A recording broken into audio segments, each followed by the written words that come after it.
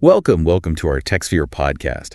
Today we're going to be diving deep into the controversy surrounding Uber's use of secret algorithms to determine driver pay. Yeah, it's a fascinating topic. Ever hailed an Uber and wondered why the price seemed a bit off? Or maybe you're a driver yourself, scratching your head over those inconsistent earnings. Well, you're in the right place. Definitely a lot to unpack here. We'll be unpacking some fascinating research, specifically a script from the Is Uber Rigged episode that suggests Uber might be using algorithms in ways that impact both riders and drivers. Right, it's like a hidden game where you don't know the rules, but the rules are definitely affecting you. Exactly. We're talking potential manipulation in the gig economy. Thanks for tuning in. Please like, subscribe, and share with friends. Absolutely. Now let's get into this. Okay. This research really blew the lid off. Things suggesting companies like Uber and Lyft might be using these secret algorithms to, let's be blunt, control how much drivers make. And the kicker is, nobody knows how they work. Yeah. That's right. This research conducted by a law professor in 2023 really raised some eyebrows. It did. He wasn't working alone, though. An Uber driver named Sergio Aiden teamed up with him to actually test the algorithm in action. Okay, so what do? Hack into Uber's mainframe.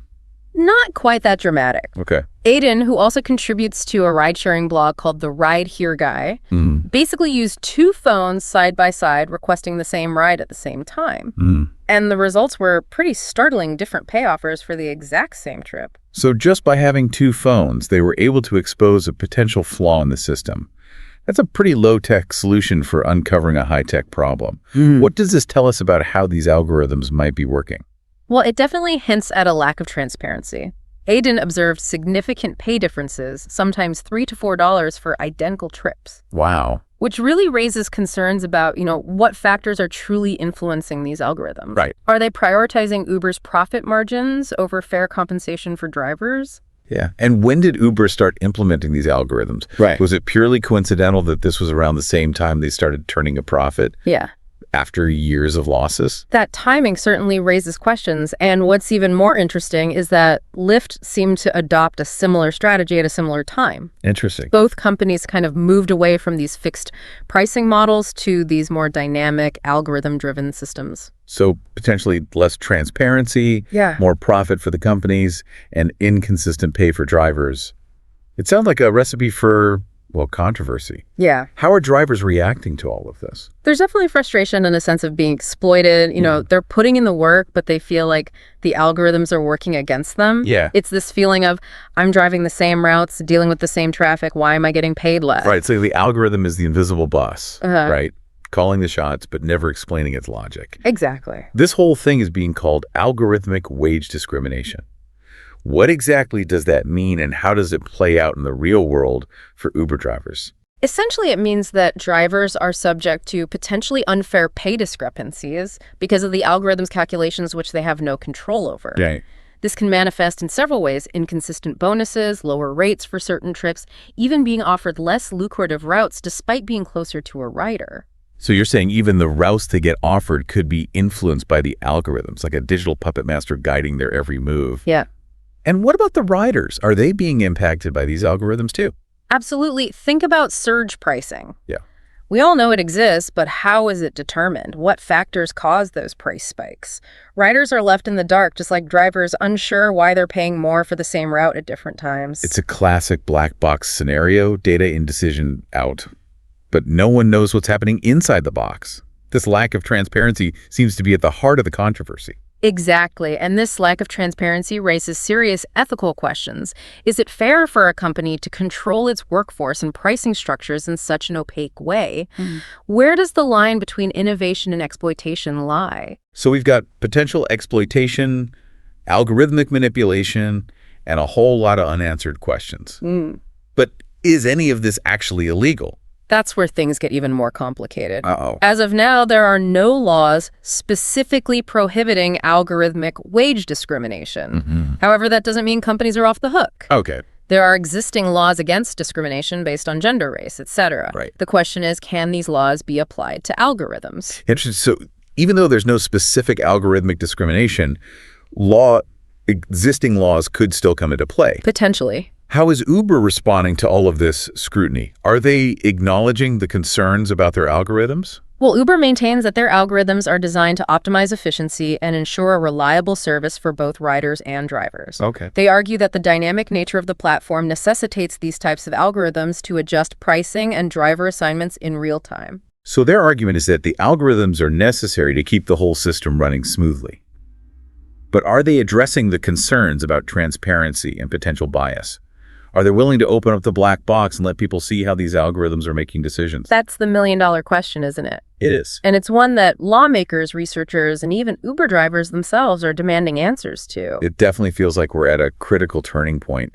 As these algorithms become more powerful and pervasive, the need for transparency and accountability becomes even more urgent. I agree the potential consequences of unchecked algorithmic power are too significant to ignore. Well, I think we've covered a lot of ground here in part one of our deep dive into Uber's secret algorithms. We've explored the research that sparked the controversy, the ethical concerns surrounding transparency and potential bias, and the lack of clear legal frameworks governing algorithmic decision-making. And we've only just begun to scratch the surface. Indeed, join us for part two, where we'll delve deeper into the legal battles surrounding Uber's use of algorithms, the arguments for and against greater transparency, and the potential implications for the future of work in the gig economy. Going to be a good one? It is. We left off talking about the lack of legal frameworks around these algorithms. Right. It's definitely Exactly. And that's a key argument in a major lawsuit filed against Uber and Lyft by a driver named David Seigman. His legal team is essentially arguing that the companies are exploiting this classification, denying drivers basic worker rights, Wow. while still manipulating their earnings through these opaque algorithms. Okay, so break this down for me. How does this algorithm potentially exploit the independent contractor classification? Well, think about it. If a company can control a worker's pay their routes, even their acceptance rate for rides, all through an algorithm, are they truly independent?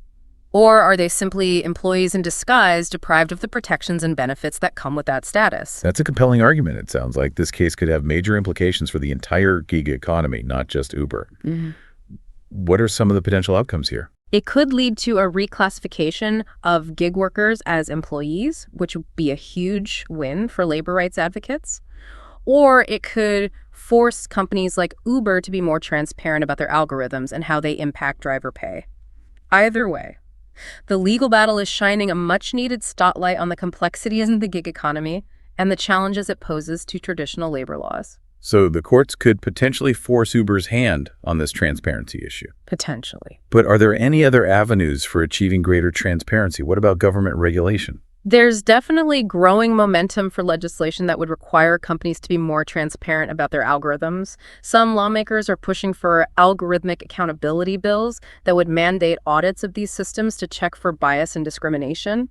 So instead of waiting for lawsuits, proactively create laws that require companies to explain how these algorithms are working. Precisely, the idea is to pull back the curtain and ensure that these powerful technologies are being used fairly and responsibly.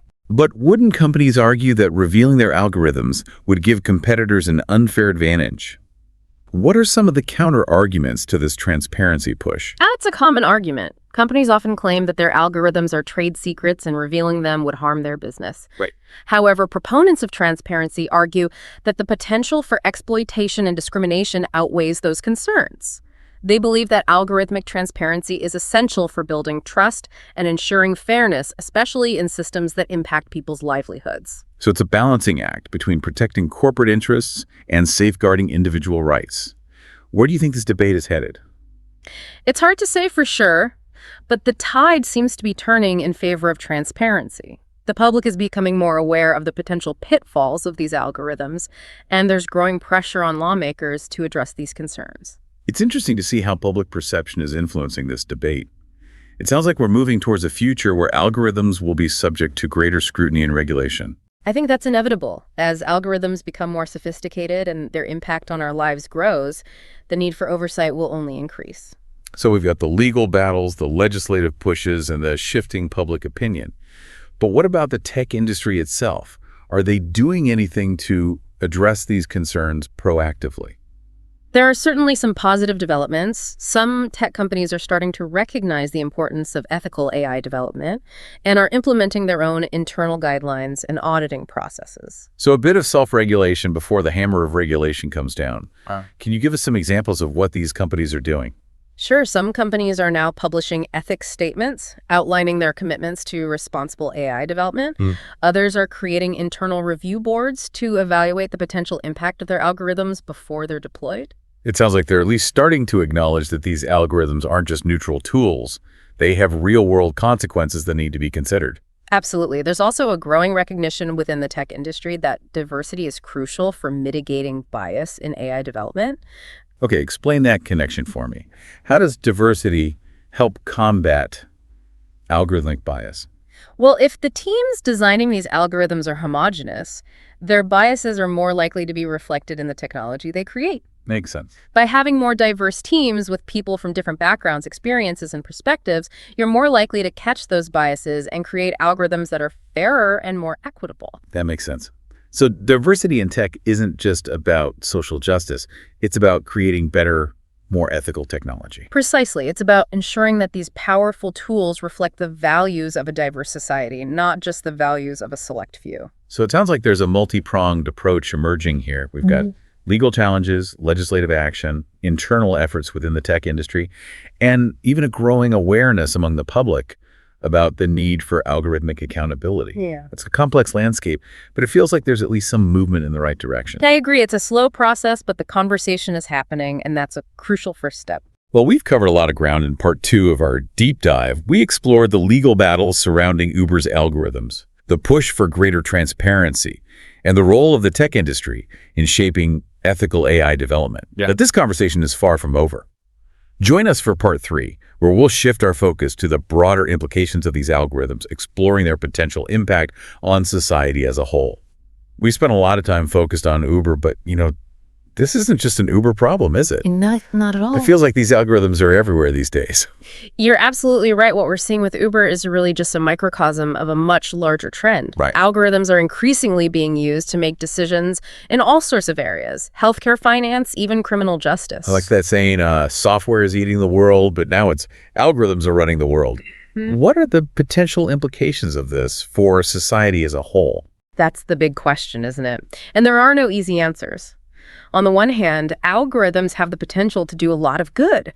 They can help us make more efficient decisions, personalize experiences, and even solve complex problems. So potentially a more efficient, personalized world. Sounds pretty good. It could be, but there's a flip side to all of this. If we're not careful, these algorithms could also exacerbate existing inequalities, erode privacy, and even undermine our autonomy. Okay, let's break this down. How could algorithms potentially worsen inequality? Well, think about it. Algorithms are often trained on data that reflects existing biases in society. Right. So if we're not careful, these algorithms could simply perpetuate those biases, leading to unfair outcomes for certain groups of people. So garbage in, garbage out. The algorithm is only as good as the data it's fed. Exactly. And this is a major concern in areas like hiring, lending, and even criminal justice, where algorithms are being used to make decisions that have a profound impact on people's lives. Yeah, it sounds like we need to be really careful about how we use these algorithms, especially in areas where fairness and justice are at stake. What about privacy? How are algorithms impacting our privacy? Algorithms are incredibly good at collecting and analyzing data about our behaviors, our preferences, even our emotions. This data can be used to create incredibly detailed profiles of individuals, which can then be used for targeted advertising, personalized pricing, and even surveillance. Hold on, you're saying that the price I see for a product online could be different from the price someone else sees based on what an algorithm thinks I'm willing to pay. It's already happening. It's called dynamic pricing. And it's just one example of how algorithms can be used to personalize experiences. Wow. But also to potentially exploit consumers. It's a bit creepy, isn't it? Like, those algorithms know more about us than we know about ourselves. And then there's the whole surveillance aspect. It feels like we're living in a world where our every move is being tracked and analyzed. That's not an exaggeration. Think about facial recognition, technology, social media monitoring, even location tracking on our phones. All of this data is being fed into algorithms that are being used to monitor our behavior, predict our actions, and even control our access to certain services. It's a lot. It is. It sounds like we're on a slippery slope here if we're not careful. We could end up in a world where algorithms are making all the decisions for us without our consent or even our awareness. That's the dystopian scenario that many people fear, and it's not entirely far-fetched. If we become too reliant on algorithms, if we cede too much control to these systems, we risk losing our autonomy and our ability to make decisions for ourselves. So what can we do about it? Is there any way to harness the power of algorithms for good while mitigating the risks? I think there are several things we need to do. First, we need to educate ourselves about how these algorithms work and the potential impact they can have on our lives. Right. The more we understand about these technologies, the better equipped we'll be to make informed decisions about their use. Knowledge is power, right? We need to understand the game before we can change the rules. Exactly. Second, we need to demand greater transparency and accountability from the companies and institutions that are using these algorithms. We need to know what data is being collected, how it's being used, and what safeguards are in place to prevent bias and discrimination. So push for more transparency, more oversight, more regulation. Precisely. And finally, we need to have a broader societal conversation about the ethical implications of these technologies. What values do we want these algorithms to reflect? What limits do we want to place on their use? These are not just technical questions, they're fundamental questions about what kind of society we want to live in. It sounds like a call to action. We need to be informed, engaged citizens, demanding that these powerful technologies are used ethically and responsibly. I couldn't agree more. The future of algorithms is not predetermined. It's up to us to shape it, to ensure that these technologies serve humanity, not the other way around. Well, I think that's a great note to end on. This has been a truly insightful deep dive into the world of algorithms. We've covered a lot of ground, from the specific case of Uber to the broader implications for society as a whole. Thanks for tuning in. Please like, subscribe, and share with friends. And remember, the future is not something that happens to us. It's something we create